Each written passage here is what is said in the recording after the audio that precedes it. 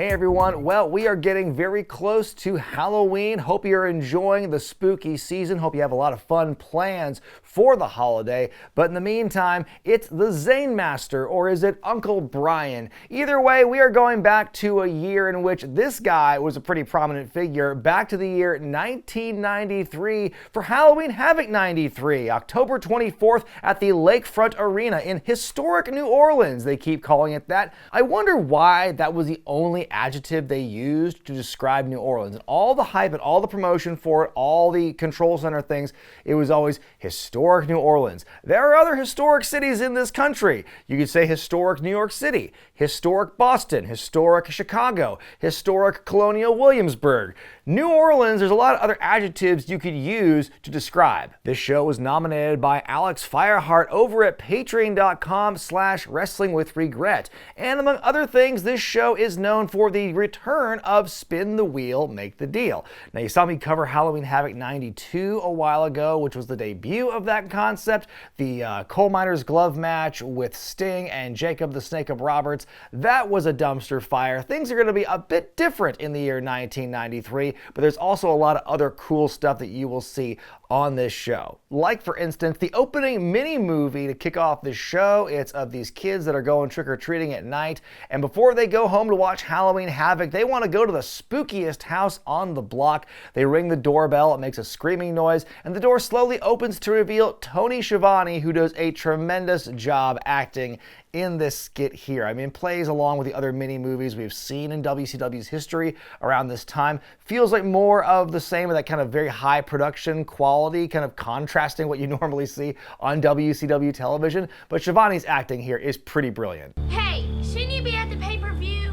I have a helicopter waiting to pick me up in a few minutes. Tony has the power of teleportation, talking about the evils of spin the wheel, make the deal. I love that he gets right in the little kid Dracula's face. It's actually his son, Matt, in real life. I love how the kid pokes him in the nose, and I love Tony's face in response to that. Do you want to see something really scary? Ooh, Tony Schiavone's actually the Man-Bat. And that, kids, is why you don't go into a stranger's house on Halloween. 6,000 folks in attendance on this night, 100,000 pay-per-view buys, giving it a 0.5 buy rate. This is kind of the doldrums in terms of numbers for WCW, still kind of recovering from the previous regimes. Eric Bischoff opens up dressed as a Confederate soldier. Why are there so many people in wrestling who have done this? Tony Schiavone is dressed as Jesse Ventura, and Ventura is New Orleans' #1 gynecologist. I've been laughing my ass off in the first 5 minutes of this show. Six-man tag to open the show as Harlem Heat and the Equalizer take on Ice Train, Charlie Norris, don't call him Chuck, and the Shockmaster. They had begun a bit of a rehabilitation process for old Fred Ottman after the infamous crashing through the wall that we saw in my Clash 24 review. A series of interviews that kind of rebranded him as this goofy construction worker, Uncle Fred. These interview segments of Tony Schiavone talking to him and just trying to get more of a feel of what he's like. And he's this big, lovable oaf kind of guy. And in fact, one of the scenes where he's interviewing Uncle Fred, you can see a young Cody Rhodes harassing him. Something else I thought about watching this match was Ice Train being there this early on in WCW, realizing he's pretty much there until the very end of WCW's time in 01. Like, he was like, one of the last things he did was a couple weeks before Greed, when like Canyon took a forklift and flipped his car over or something like that. He was still very actively involved in the company all the way to the end, and for that guy to be there for so long and they did so little with him overall, I was pretty shocked. Also, I hadn't realized that Booker T and Stevie Ray were still referred to as Cole and Ken at this point, but to avoid confusion, I'm just going to call them Booker T and Stevie Ray. Booker can't seem to move Ice Train in the early going. In comes Stevie Ray, and soon after that, in comes Norris, then Shocky. Lots of back and forth. The baddies and the good guys each get turns double teaming. Equalizer lays out Norris with a big clothesline, really his one impressive thing all match. I like Booker T's early version of the axe kick with a little spin beforehand. He goes for a second rope splash, but he misses. The hot tag to Shockmaster, who lays out everyone, catching Booker with a bear hug slam of some kind, pins and wins. But after After the bell, Shockmaster and Equalizer continue to brawl. I'll give it 1 star out of 5. It is a short and sweet match, but it is the weakest by far on this show. There's a lot of great action on this card. This opening 6-man, not exactly. Story about Charlie Norris, though. Soon after this, he was not long for WCW. He would leave the company, then later sue it on grounds of racial discrimination. He felt very uncomfortable being what he felt compelled to, portray this stereotypical Native American character he didn't feel very happy about. I think Greg Gagne was an agent at the time, and he was also part of that lawsuit. It was eventually settled out of court, and I just realized in doing my research that Norris sadly passed away earlier this year in 2023. Backstage, Eric Bischoff interviews Terry Taylor, who's making his second return to WCW at this point.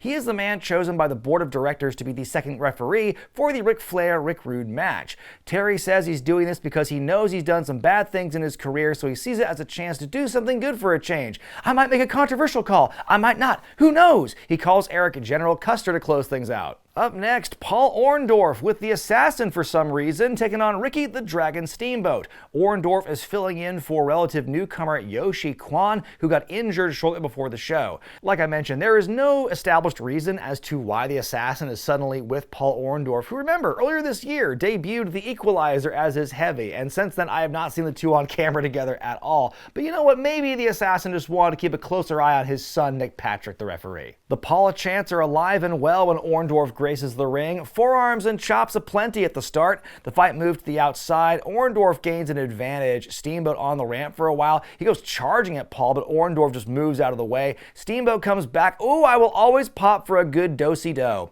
Ricky getting a little chippy on the outside with Paul's arm as Nick Patrick scolding his dad, telling him to stay in his corner. Orndorff just getting beat pillar to post by the Dragon for several minutes, even some joint manipulation. Damn, is Ricky working heel tonight? Paul powders once again to the outside. This thing feels so one-sided, it's almost like one person put down their controller. Finally, Patrick intervenes, and that allows Mr. Wonderful to come back with a vengeance. Both guys go for a cross body, they collide in midair, and they're down. Paul going for a dirty pin, but the referee catches it and repeatedly kicking Orndorff's feet off the ropes. Steamboat with the big chop off the top and onto the ramp.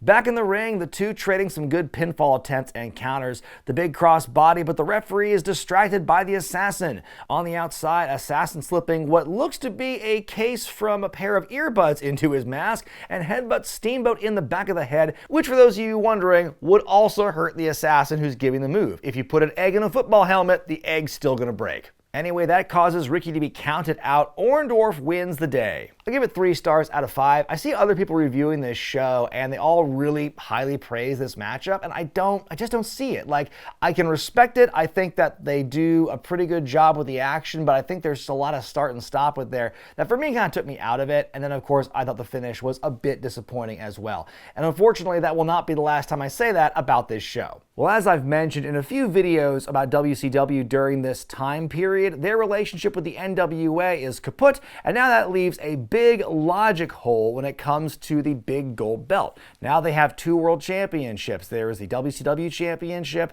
that was made after Ric Flair left, and then there was the big gold belt that Flair took with him when he went to the World Wrestling Federation. But now he's back, the belt's back, it's been the NWA title, now it's not anymore. So for the last several weeks after Rick Rude beat Ric Flair for the belt at Fall Brawl, it has not been a recognized world championship. It's just a belt. It has no significance to it at this point besides that. But then in the middle of this show, they announce and they report that, oh, the International Board of Directors has now claimed that the belt is a world championship again. So in case you're keeping score at home, folks, there's once again a world title that will be defended between Rude and Flair. Up next, World TV Championship as Lord Stevie Regal's defense against the British Bulldog. Last time we saw Davey Boy on this channel, he was challenging Vader for the championship at Clash 24. Regal won the TV championship from Ricky Steamboat the previous month at Fall Brawl with some help from Sir William's umbrella. Regal referring to Davey Boy as a commoner in the build for this, has nothing in common with his lordship.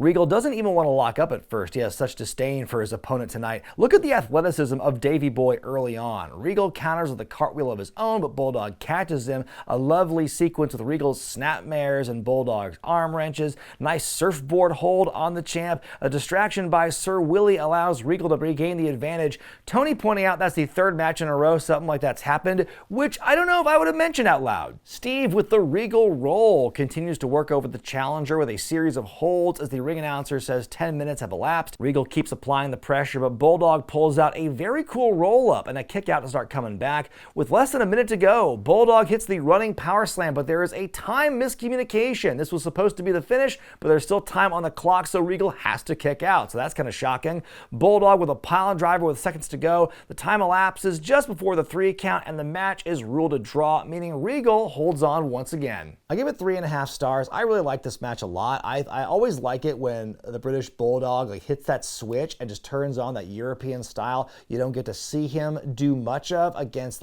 other American wrestlers, for instance. So the fact that these two had that background and were able to make it look so good was just really satisfying to watch. But again, this finish was a bit disappointing because of the miscommunication. The power slam, would have been more impactful. It didn't take too much away from this matchup, but you can tell that was probably meant to be the finish. WCW champion Vader on stage with Harley Race, and he spins the wheel so he can make the deal. The wheel lands on the Texas Death Match, so we'll see that in the main event. So my question is, the night before this on Saturday night, there was this whole recurring bit where fans were getting to spin the wheel, and then the show ended with Cactus spinning the wheel, and it ends on him going bang, bang, slow motion, and it goes to be continued. So you're supposed to think, the wheel, you'll find out what Cactus spun when the show happens, but we don't get that. So what was the point of Cactus even spinning it if it's Vader's choice? In a match for the U.S. Championship, the natural Dustin Rhodes defends against Stunning Steve. Austin's name key says he's accompanied by Colonel Rob Parker. Not the case, but they are planting the seeds for the breakup of the Hollywood Blondes at this point. As I mentioned in Clash 24, Pillman was injured, which caused the Blondes to drop the tag team championships. Bryan is back from injury now, but we do see Steve being courted, it seems, by Colonel Parker for a singles run. Parker says he got Austin a match for the U.S. Championship, and Pillman seems concerned about this development. The match begins with the two sizing each other up for a while. Austin hits an elbow, and the intensity begins to increase. Nice dropkick by Dustin. Austin runs into the corner with a flying knee attempt, but Dustin moves, and Steve takes a tumble, seems to hurt his leg, and Dustin looks to exploit it. Austin gets the ref between them, and he takes Dustin to Dick Kick City. He drops the knee pad of the good leg and dropping it on the champ. I love this move here where Dustin pulls Austin into the corner, who comes back with a big knee drop. Nice. Dustin going for a bulldog, but Austin carries it into the turnbuckle crotch first. Austin gets his feet on the ropes during a cover. Patrick counts the 3 but waves it off. Steve thinks he's won the match and is looking for the belt, but the match is still going on. Dustin rolling him up to win. Stunning Steve pops up and decks Rhodes with the title belt and busts him open. 3 stars out of 5 for me. I thought the action in this match was solid. There were some moves and counters I'd never seen before, and it's so cool to see Steve Austin here in his younger days, being so quick and active compared to how he would be when he was a bigger star. But I thought their match at Halloween Havoc 91 for the TV championship was a better match than this one, all told, even though that one had a time limit draw, which is kind of the fate of so many matches of that division. Well, the previous night on Saturday night, Marcus Alexander Bagwell and Too Cold Scorpio won the tag team titles from the Nasty Boys in dramatic fashion, and now it's time for the rematch here on pay-per-view. Bagwell and Scorpio accompanied by Teddy Long, and the Nasty Boys with Missy Hyatt, who's giving me Stacy Keibler, Duchess of Dudleyville vibes in a big way here. They say she's been billed as the Nasty Boys escort, and Jesse Ventura says, she fits right in with that job. Whoa! What a better job for Missy than to be part of an escort service. Before the bell, Missy gets a smooch from Bagwell. He ducks a double boot and hits a kangaroo kick. There are copious amounts of whoop, there it is chants as this match goes on, which, makes sense because it's a tag team match, but this is just the hip chant of the time period because the song is big. They have it going the whole night, regardless if it's a tag match. We heard it in the previous match. We're going to hear it again in Flair vs. Rude. Scorpio launching off Marcus's Bagwell and dives onto the challengers on the outside. Scorpio working the arm of Sags. He almost slips off the second turnbuckle, but still gets the dive off. The Nasties take over. They dump Bagwell over the top rope in quite a tumble. Missy gives Bagwell a big old slap for the kiss earlier. Marcus laid out on the outside. He gets worked on for several minutes, even spat on by Sags. Jerry just lays out Marcus with a big old clothesline. Bagwell comes back, thinks he's tagged in his partner, but the ref didn't see it. Great resilience by Marcus, finally getting the official tag. Scorpio running wild here. Missy gets up on the apron, so does Teddy. They're scrapping, then Long gets knocked off, Bagwell with a meeting of the minds, the 450 by Scorp, but Sags decks Scorpio with his boot, and Knobs makes the cover to win. The Nasty Boys regain the tag titles. 3.5 stars out of 5 for me. It's another fun matchup here with more chaos at the end. I really admire Bagwell's selling as he's like just getting the hell beat out of him throughout this whole match. Scorpio's athleticism is always fun to watch, and the Nasty Boys, depending on who they work with, can have some amazing matches. They're brawlers, but they are kind of chameleons in that way, where they can have a good match with this young upstart team. And even though Bagwell and Scorpio, we find out like later on in years that they actually didn't like working with each other, they kind of hated each other, I think they have good chemistry here. We get some pre-match comments from Sid Vicious, then he goes on to face Sting in what's being billed a franchise match. Of course, Sting is referred to as the franchise of WCW at this point. It's a mantle he would carry until the end of the company's run, in fact. But now Sid Vicious says that he wants to be the franchise, so basically they're fighting for that, that title. I think it's funny that so many of Sid's biggest storylines in WCW are like, hey, that wrestler has that thing, I want that thing too, because I'm just reminded of like Goldberg's streak, I have a streak too! Check out the denim sequin combo on Sting here. Oh my, we have a very intense fan of the front row, by the way.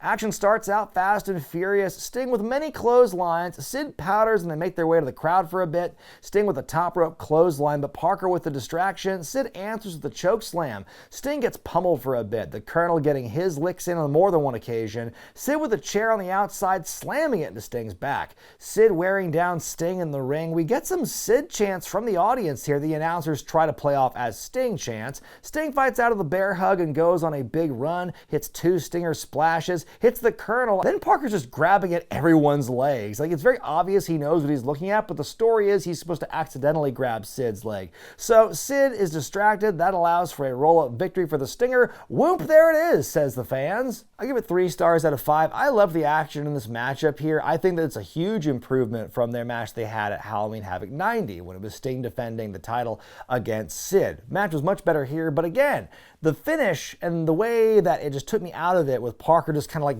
grabbing at all the legs, pretending he didn't know he was grabbing Sid's. That took me out of it at the worst possible time. Backstage, Vader and Cactus Jack prepare for their Texas death match. Jack in a chilling clip just screaming to himself, "You can't kill Cactus Jack." On we go now to a match that was for the world title, then for just a belt, and now it's a world title again as Rick Rude defends against Ric Flair. Like I mentioned back at Fall Brawl, Rude beat Flair for the belt. They were making a big deal about this rematch at Fall Brawl, and all the control centers, Chris Cruz was saying it's unprecedented for the rematch to happen on the very next pay-per-view, and I guess I'll take their word for it. I don't know why they made such a big deal about that, but yeah, then it was the whole thing where it's just for the belt, and now it's actually for a world championship, I guess. Look at Rick Rude's tights over here. Flair with a black eye on one leg, Fifi the Maid on the other. That's heat. Oh yes, by the way, Terry Taylor is the second referee in this match, just to remind you. Flair gets pyro when his name is called, and Jesse just goes, all that for the challenger? Flair on top early on, goes to the figure 4 within a couple of minutes here. There's the whoop, there it is chance. Flair continues to stay on top. They both tumble to the outside. Rude with a hard landing. As they fight on the outside, Jesse goes, what a load Terry Taylor is. Flair with a flying attack off the top. That connects. Goes for another dive, but he pays for it. The Rooster stops the Rudester from using a chair. Rude with another top rope bop to Flair. Sits on his back for a long time with the camel clutch. He's got a big old booger hanging out of his nose. Flair goes up and over in the corner and decks the cameraman in the process. Another top rope bop. A top bop. Gets Flair in a bear hug. Tries to pin him that way. A flying nothing. Fails to connect. Flair hitting his own Rude Awakening. Flair goes up top again. Goes for his own flying nothing and takes a boot. We get a referee bump. Terry Taylor taking his sweet time getting to the ring and he immediately gets decked. Rude grabs the foreign object he used to win the belt last month, but Flair catches him. A photographer at ringside grabs the foreign object even though Flair's supposed to use it. Bring that back, cameraman. You're not part of the work. He grabs it. He decks Rude. Goes for the cover. Terry goes for the count, but just before the 3, other referee Randy Anderson chimes in and says that he saw Flair cheat, so the match ends in a DQ. Weak. Flair takes the belt, so Rude takes Fifi for a minute before they scuffle and eventually split. I'm going to give this one 3.5 stars. I love the psychology that these two had. I think, babyface Ric Flair, it's a rare sighting, but man, he's on a whole different level from heel Ric Flair. The stuff that he does and pulls out is very interesting. It's just not your typical Ric Flair match, which I appreciate. But again, we get another lousy, inconclusive finish. Then it's time for the main event. The wheel is spun and the deal will be done in a Texas death match match as Vader takes on Cactus Jack. This is a non-title match, by the way. Back in April, Vader put Jack out of action with a powerbomb on the concrete. It was believed that Jack had lost his memory and wound up somewhere lost in Cleveland. We got those infamous segments where he thought he was a sea captain. Then at Clash 24, Jack returned at the end of the show, apparently having made the whole thing up, but he is out for revenge. So according to their rules, the Texas Death Match is very much last man standing. It's you have to pin the guy, and then after you pin them, they have to get up by the 10 count or they lose. But there's also a 30-second rest period between the pinfall and then when the 10 count begins. So it's a bit confusing, and there is a lot of starting and stopping in this thing. They're brawling from the get-go. Jack grabs a steel chair and dinks Vader with it with a straight shot to the dome. Vader shrugs it off, gets to work pounding away on Jack. Big punches in the corner. Jack starts to bleed. Jack suplexing Vader over the ropes and onto the ramp. Race gets involved, but he pays for it. Another chair shot, but at least Vader gets his hand up for it as they make their way to the graveyard set. They fall into an open grave on the set. By the way, I love the tombstone that just reads dead. Also gotta love Elvis Lives. I know Mr. Ooh La La likes that. Jack gets the first pinfall and we get a rest period. Cactus with the cactus! He dives off the ramp with the cactus elbow, gets another pinfall, but Vader once again gets up before 10. More corner punches, sends blood onto Tony and Jesse at ringside. Yuck. That does kind of remind me of a story that happened to me many years ago. I was working camera at a show in Portland one time, and these two wrestlers were fighting. They were both bleeding, and they were fighting right in front of me on the outside, and one of them flicked their head back, and the blood got on my glasses and on my hands and the camera lens, and it was just, that was so fun. A table is set up in the corner, Vader doing a big flop onto it. Cactus does a sunset flip off the apron, dodging the big sit. Jack tries to launch himself over the barricade into Vader, but just bounces off him. Harley Race pulls out a taser. Hey, no peeking though. Vader hits the moonsault. We get a 3 count, the rest period, but Jack gets up. Back on the ramp, Jack is on Vader's back like a backpack. Vader just doing a snap bump onto him. Oh God, that looks so painful. Vader follows up with a chair shot of his own. Vader shooing the medical team away and gets his own pinfall. They keep fighting despite the rest period. Harley gently nudging the taser into Jack's leg, and he goes down so he cannot answer the 10 count. Boy, that looks clunky as hell. Vader is declared the winner. Jack gets up, hits the double arm DDT onto Harley on the ramp, but Harley barely sells it as he leaves, and Jack ends the show standing tall. I give it 4.5 stars out of 5. This match was, as the kids say today, a banger. I mean, it was so brutal, you couldn't look away from it. It's kind of shocking that WCW would have a match like this in their main event, even on pay-per-view. How often do you see matches during this time period get, in America at least, get this bloody and get this violent and physical? It was pretty crazy to watch. Both men looked like absolute badasses in this thing, and it was a huge improvement from last year's Spin the Wheel, Make the Deal with Roberts and with Sting. It is sad to read what Foley had to say about this match, and hearing he was in such a dark place mentally and hated WCW so much at this point, he tried to get himself legitimately injured in this match to the point he'd be taken out of wrestling and collect his Lloyd's of London insurance policy.